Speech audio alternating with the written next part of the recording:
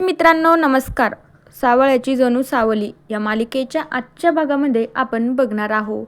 इकडे आता ऐश्वर्या अचानक घरामधून गायब झाल्यामुळे सगळे मेंढळे कुटुंब मात्र काळजीत पडलेलं असतं. तेवढ्या वेळामध्ये मात्र आता राजकुमारने देवाने सगळ्यांना सांगून ठेवलेलं असतं की ऐश्वर्या मेंढळे कुठे जर दिसल्या तर आम्हाला मात्र तुम्ही लगेच कॉन्टॅक्ट करा.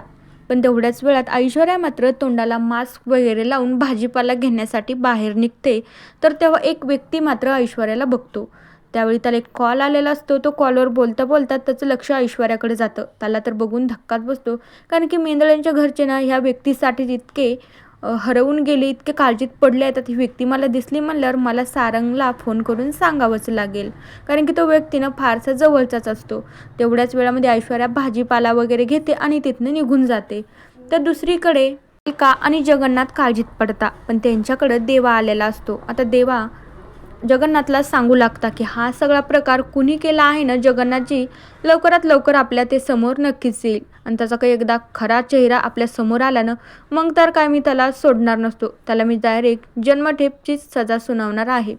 पण तेवढ्याच वेळात जगन्नाथ काळजीत पडता अलकाही काळजीत पडते. म्हणू लागते की देवा भाऊ, नक्कीच काही ना काहीतरी लवकर मार्ग काढा आणि लवकर खरा गुन्हेगार कोण आहे ना तो आमच्यासमोर हजर करा. त्यावेळी देवा हो म्हणतो. तर दुसरीकडे सारंग ऑफिसमध्येही नसतो आणि त्याचा फोनही लागत नसतो. त्याच्यामुळे सावली तर खूपच काळजीत पडते. तिला कळत नसतं की सारंग सर अचानक कुठे गेले असतील. मला तर वाटतंय सारंग मात्र त्यांना जे मूल दत्तक घ्यायचंय ना, ते मूल दत्तक घेण्यासाठी तो अनाथ आश्रममध्ये गेलाय असं वाटतंय. कारण की सावलीला कधीच बाळ होणार नाही असं जगन्नाथजीने तिची कुंडली बघून सांगितलेलं असतं. त्याच्यामुळे सारंगला तर खूप वेगळं वाटलं असतं, कारण की त्याला खूप दुःख झालेलं असतं. त्याला कळत नसते माझ्या सावलीला ही गोष्ट कळल्यावर तिच्याकडून ही गोष्ट सहन होईल की नाही. कारण की एका आईला मातृत्वच नसलं, कारण की ती अनेक आलेल्या संकट टाळू शकते, पण मात्र ही गोष्ट ती कधीच सहन करू शकत नाही. म्हणून आता सारंगनं सावलीला विचारून असा निर्णय घेतलेला असतो. कारण त्याचं म्हणणं असं असतं की सावली एकदा हे दत्तक घेतलेल्या मुलामध्ये जर हिचं मन रमलं ना, तर ही दुसऱ्या बाळाचा विचार कधीच करणार नाही. म्हणून मात्र सावलीचं मन रमण्यासाठी सारंगनं असा निर्णय घेतलेला असतो.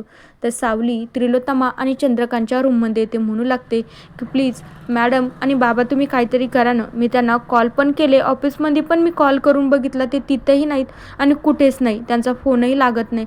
तुम्ही बघता का कुणाला तरी फोन लावून विचारता की नेमकं ते कुठं गेले असतील. त्यावेळी चंद्रकांत हो म्हणतो, पण त्रिलोत्तमा काळजीत पडते. तिला वाटत असतं की नेमकं आता काय झालं असेल आणि काय नाही. घरावर एक ना एक संकट चालूच आहे. एकाचं झालं की दुसऱ्याचं काही ना काहीतरी चालू आहे. आतापर्यंत तर राजकुमारने मला त्रास दिला, तो कुठे बरा झाला की ताराचं सगळं सत्य समोर आलं आहे. तर तितक्यात ती ऐश्वर्या गायब झाली, म्हणून सगळं कुटुंब आता काळजीतच पडलं आहे. तर मित्रांनो बघूया उद्याच्या भागांमध्ये आपल्याला बघायला काय मिळतं. तोपर्यंत या मालिकेच्या पुढील भागांच्या अपडेट्ससाठी आपल्या चॅनलला सबस्क्राईब करा. So bye.